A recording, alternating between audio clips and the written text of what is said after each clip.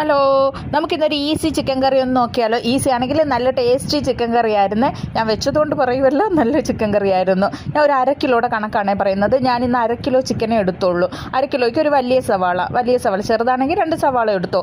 പിന്നെ 2 ചെറിയ തക്കാളി അല്ലെങ്കിൽ ഒരു വലിയ തക്കാളി, കുറച്ച് കൊച്ചുള്ളി, ഒരു കൈക്കണക്കാണ് കൊച്ചുള്ളിയുടെയൊക്കെ, ഒരു 100 ഗ്രാം കൊച്ചുള്ളി അല്ലെങ്കിൽ 150 ഗ്രാം കൊച്ചുള്ളി, പിന്നെ ഒരു 5 പച്ചമുളക്, 5 6 പച്ചമുളക് എരിവിനനുസരിച്ച്. എന്നിട്ട് ആദ്യം ഇതെല്ലാം കൂടെ ഒന്ന് അരിഞ്ഞ് ചതച്ചൊക്കെ എടുക്കുക.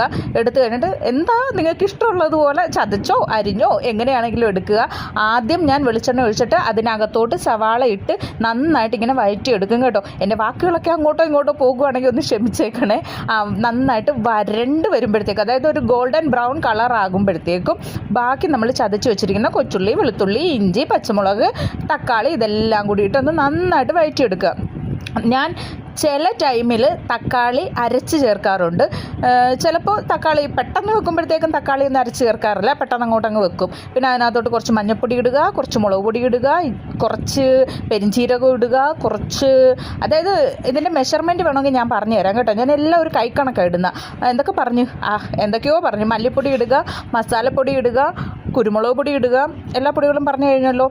ഓക്കെ, അതെല്ലാം കൂടി ഇട്ട് നന്നായിട്ട് അങ്ങ് വഴറ്റുക. ആ വയറ്റിലാണ് കാര്യം ഇരിക്കുന്നത്. നന്നായിട്ട് വയറ്റി നന്നായിട്ട് വയറ്റുക. ഓക്കെ, അത്രയൊക്കെ വയറ്റിയാൽ മതി.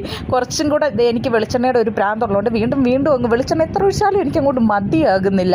പിന്നെ ഞാൻ അതിനകത്തോട്ട് ഒരു മാഗി ക്യൂബിൻ്റെ മറ്റേ പകുതി ഉണ്ടല്ലോ, 20 രൂപ 25 രൂപയൊക്കെയാണ്, പലയിടത്തും പല വിലയാണ്.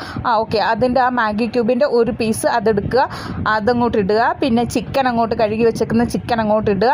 നന്നായിട്ട് പിന്നെയും ഇളക്കൽ നന്നായിട്ട് ഇളക്കുക. പിന്നെ അതിനകത്തോട്ട് കുറച്ച് പച്ചമുളകല്ലോ, എന്താ സംഭവം, കറിവേപ്പിലയും മല്ലിയിലയും ആവശ്യത്തിനിടുക. എന്നിട്ട് പിന്നെയും വന്ന് ഇച്ചിരി വെളിച്ചെണ്ണ ഒഴിച്ചു നന്നായിട്ട് വഴറ്റിയെടുക്കുക. ഞാൻ ഇതിനകത്തൊരു വെള്ളം ഒന്നും ചേർക്കത്തില്ല കേട്ടോ. ഇത്രയേ ഉള്ളൂ. മൂടി വെച്ച് 1-2 വിസിൽ. ഓക്കെ.